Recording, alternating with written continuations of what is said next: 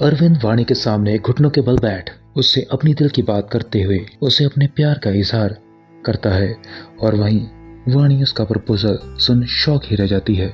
उसे विश्वास नहीं हो रहा था कि उसका दिमाग मानो पूरी तरह ब्लैंक हो चुका था। वो अरविंद को एकटक देख रही थी। वाणी को इस वक्त समझ नहीं आ रहा था कि वो कैसे सिचुएशन को हैंडल करे, इसीलिए वो चुपचाप मुड़ वापस जाने के लिए बढ़ने लगती है। अरविंद जो वाणी के जवाब का इंतजार करते हुए घुटनों के बल बैठा था, वो उसे ऐसे जाते हुए देख तुरंत रोकते हुए कहता है, वाणी कहाँ जा रही हो? वाणी बिना उसकी तरफ देखे कुछ बेरुखी सी कहती है, मुझे जाने दो अरविंद। अरविंद जानता था कि वाणी उसके ऐसे प्रपोज करने से नाराज हो गई, लेकिन वो उसे अपनी बात समझाए बिना जाने नहीं दे सकता था। इसीलिए वाणी का हाथ थाम कहता है, मुझे एक बार अपनी बात कहने का मौका तो दो। वाणी अरविंद का हाथ झटक कहती है, लुक अरविंद, मैं यहाँ अपने सबसे अच्छे दोस्त की कामयाबी की खुशी में उसका साथ देने आई थी, लेकिन यहाँ तो कुछ और ही हो रहा है। इसीलिए बेहतर होगा कि तुम मुझे जाने दो। जितना बोलना तुम बोल चुके, अब मैं आगे कुछ नहीं सुनना चाहती।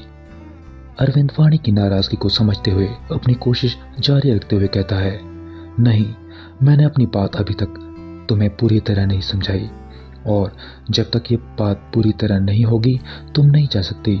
अरविंद जैसे ही वाणी का नाम लेता है कि वाणी काफी गुस्से में उखड़ते हुए उसको उंगली दिखाते हुए कहती है, वाणी नहीं, मिसेस वाणी शौर्य ओबराय। शायद तुम मेरी पूरी पहचान भूल चुके हो, तो याद दिला रही हूँ, आई एम मैरिड। अब अरविंद भी कुछ तैश में आ जाता है और उसे वाणी का यूं शौर्य के साथ अपना नाम जोड़ना बिल्कुल अच्छा नहीं लगता। वो वाणी की बाजू पकड़ गुस्से में कहता है, हाँ वही बिना नाम की शादी ना हक है, ना इज्जत और ना ही तुम्हारी खुशी। वाणी अपना हाथ छुड़ाने की कोशिश करते हुए कहती है, क्या मतलब, छोड़ो मुझे। अरविंद एक नज़र वाणी के चेहरे पर डाल उसे छोड़ देता है और मुड़कर एक गहरी सांस भरते हुए खुद को कंट्रोल कर उसे कहता है, लिसन वाणी, मैं जानता हूँ कि तुम शादी से खुश नहीं हो। जब से मैं तुमसे मिला हूँ तुम्हारी आंखों में सिर्फ दर्द और तकलीफ ही देखी है, और तो और तुम्हारा पति शौर्य तुम्हें हक और सम्मान तक नहीं देता जो तुम डिजर्व करती हो।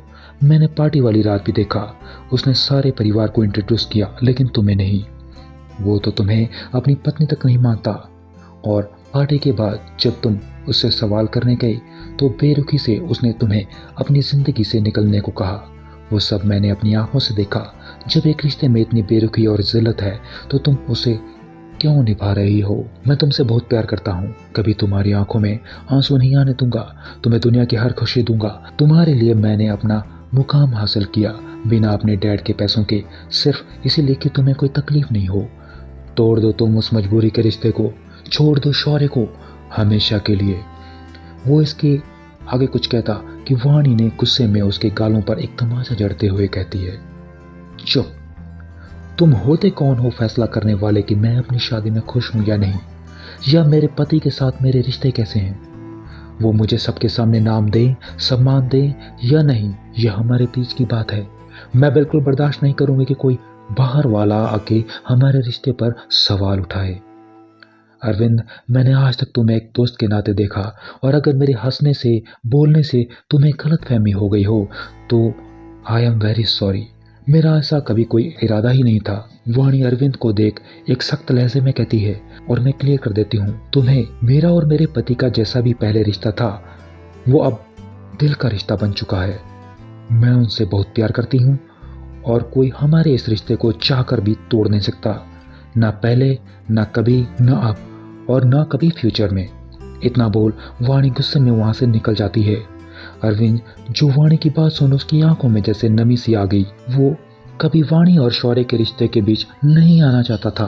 वो बस एक तरफा अपनी मोहब्बत को अपने दिल में सजोए रखना चाहता था, लेकिन जब इवेंट वाले दिन उसे वाणी और शौर्य के बीच के रिश्ते में अधूरेपन देखा और साथ ही शौर्य का वाणी के प्रति बिहेवियर देखा तो उसे शौर्य पर काफी गुस्सा आया। अरविंद जान चुका था कि वाणी इस शादी से खुश नहीं थी और शौर्य उसके दर्द की वजह बन चुका था, इसीलिए अरविंद उसे वो खुशी देना चाहता था जो वो डिजर्व करती है। वाणी के जाने के बाद अरविंद बाद में अपने घुटनों के बल जमीन पर गिर जाता है।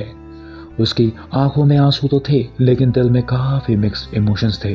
उसका प्यार अधूरा रह गया और साथ ही साथ खुशी भी थी कि उसके प्यार का प्यार पूरा हो गया। वाणी होटल से गुस्से में निकल चुपचाप घर जाती है। वो गुस्से में थी या चिड़चिड़ी ये या दुखी उसे समझ नहीं आ रहा था।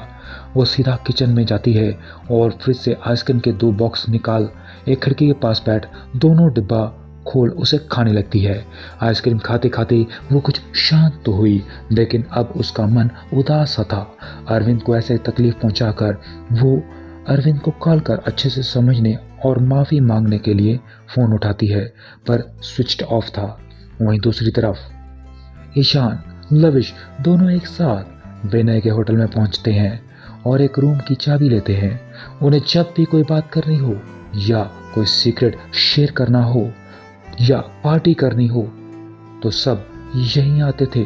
लविश रूम खोलते हुए सोफे पर पसरते हुए कहता है, यार भाई हमें इस वक्त यहाँ क्यों बुलाया गया है? ईशान फ्रिज से जूस और पानी की बोतल लविश को पास करते हुए कहता है, शायद विनय भाई को तेरी सारी करतूत पता चल गई हो और वो तेरी क्लास लेने यहाँ हम सबको बुलाए हैं।